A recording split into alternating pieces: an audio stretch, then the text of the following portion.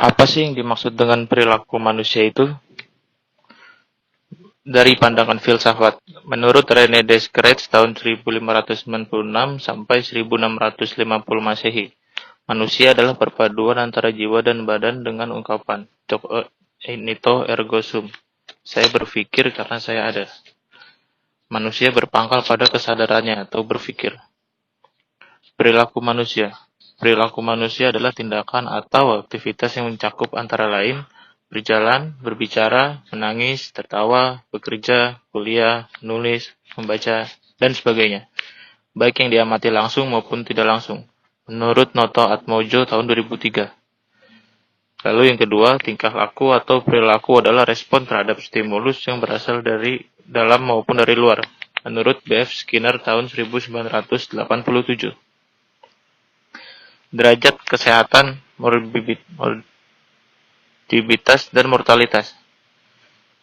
Kita di sini fokus pembahasannya dari aspek perilaku untuk derajat kesehatan. Perilaku kesehatan. Perilaku memberikan kontribusi terbesar dalam menentukan status kesehatan individu atau dan masyarakat. Apakah individu itu status kesehatannya baik maupun tidak baik, menurut H.R. Bloom. Kedua, perilaku kesehatan adalah usaha-usaha seseorang untuk memelihara atau menjaga kesehatan agar tidak sakit, dan usaha untuk penyembuhannya bila mana sakit, menurut Noto Atmojo tahun 2014. Psikologis kesehatan adalah studi tentang proses psikologis dan perilaku dalam kesehatan, penyakit, dan perawatan kesehatan. Ini berkaitan dengan pemahaman perilaku dan budaya kontribusi terhadap kesehatan fisik dan penyakit. Faktor psikologis dapat mempengaruhi kesehatan secara langsung. Isu psikologi kesehatan. Psikologi kesehatan mencakup berbagai masalah, mulai dari rasa sakit kronis hingga penyakit mematikan, dengan tujuan membantu orang meningkatkan kualitas hidup mereka dan menangani masalah kesehatan tertentu. Yang kedua, mereka juga mempromosikan perilaku sehat dan menangani masalah psikologis mendasar seperti stres, depresi, dan kecemasan. Apa sih tujuan utama psikologi? Yang pertama, mendeskripsikan, mampu memahaminya, dan mendapatkan perspektif yang lebih baik tentang apa yang dianggap normal dan tidak normal. Kedua, menjelaskan perilaku selain hanya menggambarkannya. Mengapa orang melakukan hal-hal yang mereka lakukan? Faktor-faktor apa yang berkontribusi terhadap perkembangan, kepribadian, perilaku sosial, dan masalah kesehatan mental. Memprediksi tentang bagaimana kita berpikir dan bertindak. Begitu kita memahami lebih banyak tentang apa yang terjadi dan mengapa itu terjadi, kita dapat menggunakan informasi itu untuk membuat prediksi tentang kapan, mengapa, dan bagaimana itu bisa terjadi lagi di masa depan. Yang keempat, mengubah perilaku untuk mempengaruhi atau mengendalikan perilaku untuk membuat perubahan yang konstruktif dan bertahan lama dalam kehidupan manusia. Perilaku pencegahan penyakit. Perilaku pencegahan penyakit itu merupakan bagian dari perilaku kesehatan dalam upaya seseorang untuk mencegah agar terhindar dari penyakit. Apa sih pendekatan psikologi itu? Ini ada berbagai macam pendekatan psikologi, dari pendekatan biologi, pendekatan behaviorisme, pendekatan psikoanalitik, pendekatan kognitif, dan pendekatan humanistik. Pendekatan behavioristik menurut B.F. Skinner. Yang pertama, memandang manusia sebagai mesin yang didorong oleh alam sadar dan lingkungannya. Kedua, perilaku manusia sebagai hasil dari belajar yang dipengaruhi oleh faktor lingkungan, juga pengalamannya.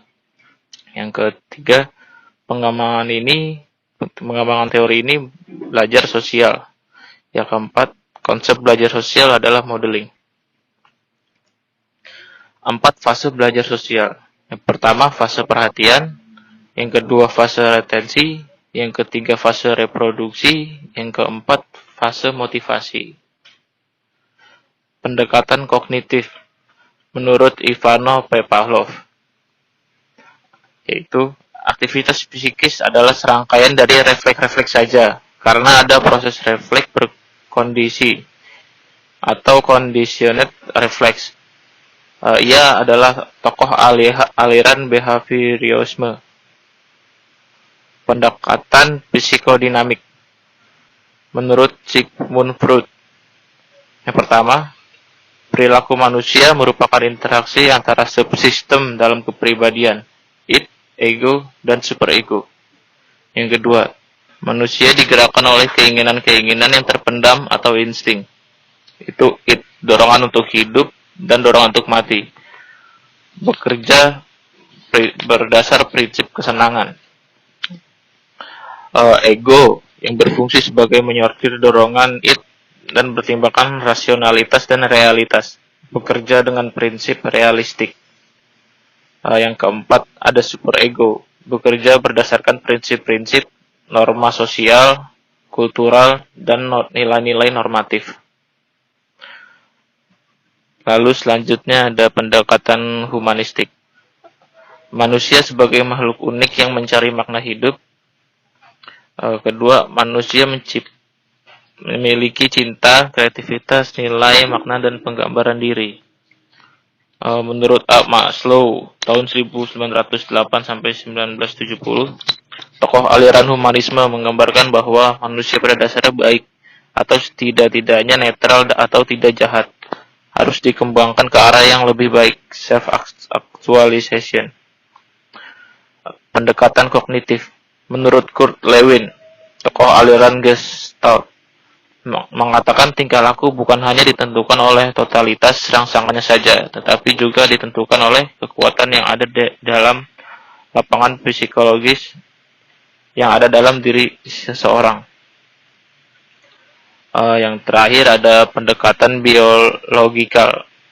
Peran penting untuk pendekatan biologis adalah gen dalam menentukan perilaku manusia.